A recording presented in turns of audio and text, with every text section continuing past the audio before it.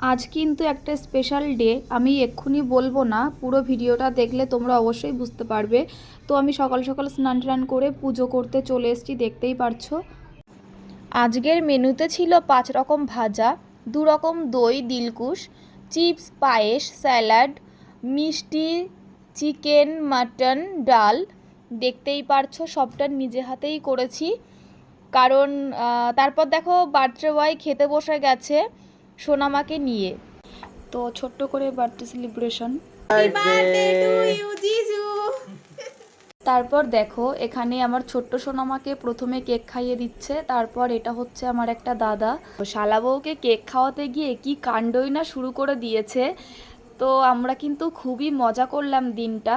তারপর দেখো আমাকেও একটু কেক খাইয়ে দিল, আর আমার কোলে ছোট্ট পাপা ঘুমোচ্ছিল। তো তোমাদের ভিডিওটা কেমন লাগলো অবশ্যই কমেন্ট করে বলো কিন্তু।